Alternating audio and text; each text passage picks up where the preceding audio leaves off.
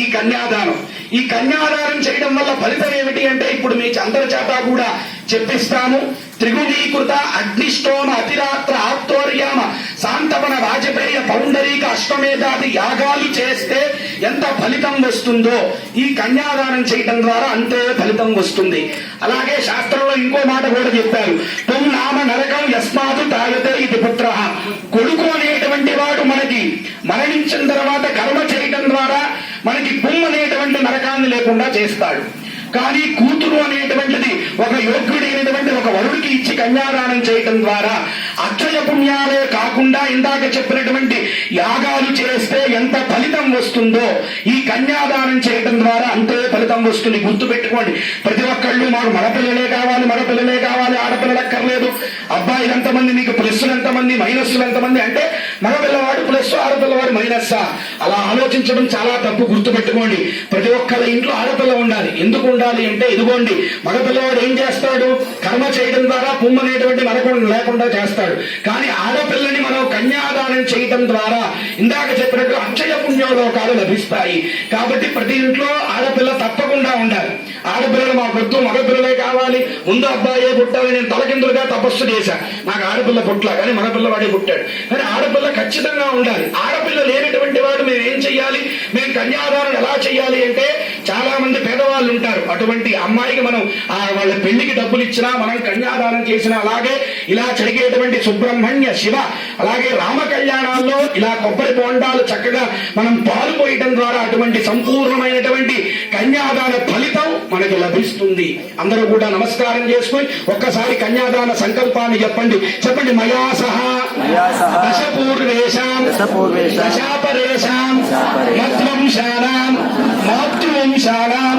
చూడండి, మన అమ్మ తరపు గాని తండ్రి తరపు గాని ఎవరైనా పాపాలు చేసి ఉండి నరకంలో ఉంటే అటేడు తరాలు ఇటేడు తరాల వాళ్ళకి కన్యాదానం చేయడం ద్వారా మోక్షం లభిస్తుందని చెప్తున్నారు. పితృవంశానాం నరకాత్ ఉత్తీర్య శాశ్వత బ్రహ్మలోకే నిత్య నివాస సిద్ధ్యర్థం కన్యాదానం అహం కరిష్యే.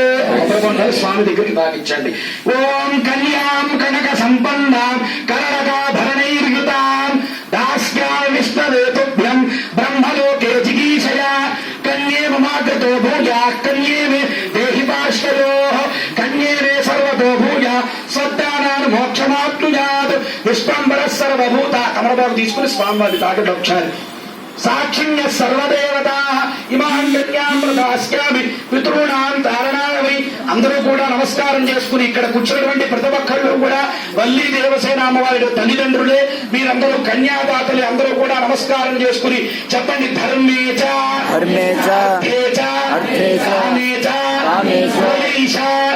నాతి చరితవ్యా. చెప్పండి. దేవ నాతి చరామి. మళ్ళీ చెప్పండి. ధర్మేచ కామేచ నాతి చరితవ్యా నాతి చరామి. చెప్పండి. ధర్మేచ కామేచ నాతి చరితవ్యా దేవ నాతి చరామి.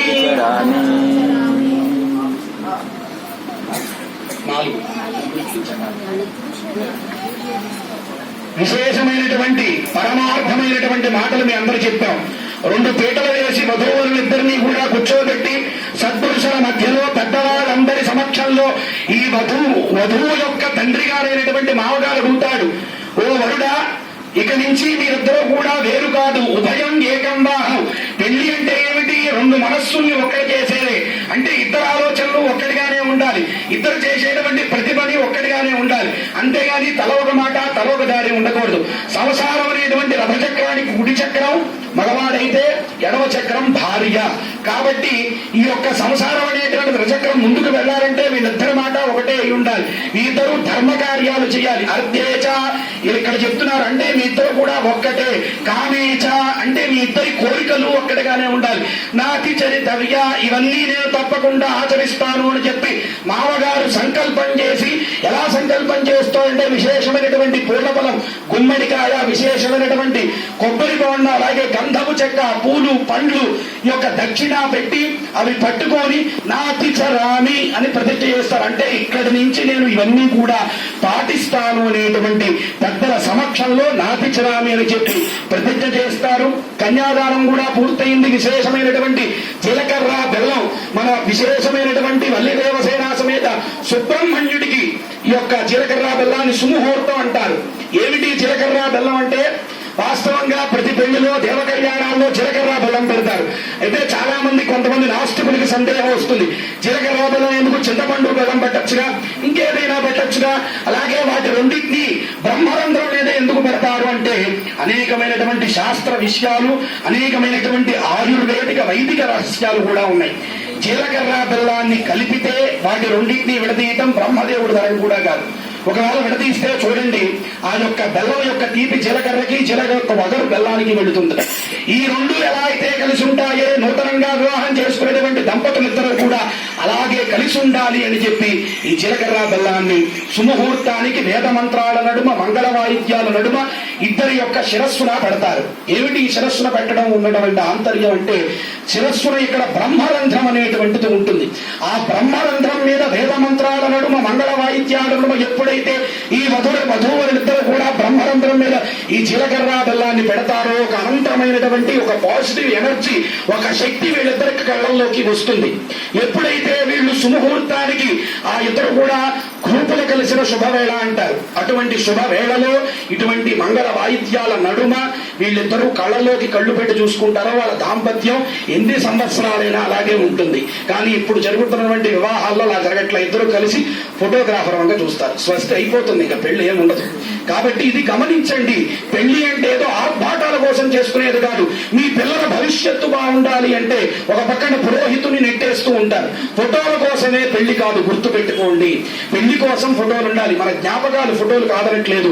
కానీ ఇక్కడ వైదిక పరమైనటువంటి కార్యక్రమాలు ఏమీ జరగట్లేదు. అందుకే చాలా పెళ్లిళ్ళు విచ్ఛిన్నం అవుతున్నాయి, చాలా పెళ్లిళ్ళు ఇదైపోతున్నాయి. ఇప్పుడున్నటువంటి 2020 ఇంకా ముందు ముందు వివాహ వ్యవస్థ నిలబడుతుందా అనేటువంటి యొక్క ప్రశ్న అందరికీ కూడా వస్తుంది. అవి నిలబడాలంటే శాస్త్రపరంగా మీకున్నటువంటి పురోహితుడు చెప్పేటువంటి విధానంలో మీరు పెళ్లి చేసుకోండి. అలాగే పెళ్లిలో భోజనం పెడతారు. దేనికి పెడతారు భోజనం? ఊరికే మనకు ఉందని చెప్పుకోవడానికి కాదు. వివాహంలో పెళ్లి అనగానే మనందరికీ గుర్తొచ్చేటువంటి ఏంటి? పెళ్లి పప్పన్నం. వాళ్ళు ఈ యొక్క భోజనాన్ని చేసి ఆ యొక్క కడుపు నిండితే మనసు నిండుతుంది. మనసు నిండిన దాంతో ఆశీర్వచనం చేస్తే ఎవరి చేతుల్లో ఏ అదృష్ట రేఖ ఉంటుందో తెలియదు. కాబట్టి వాళ్ళందరూ కూడా వచ్చి ఈ వధూవరులిద్దరిని కూడా ఆశీర్వదిస్తారు. అటువంటి ఆశీర్వచన ఫలం వల్ల వీళ్ళ దాంపత్యం నిలబడుతుంది. ఇది గుర్తు పెట్టుకోండి.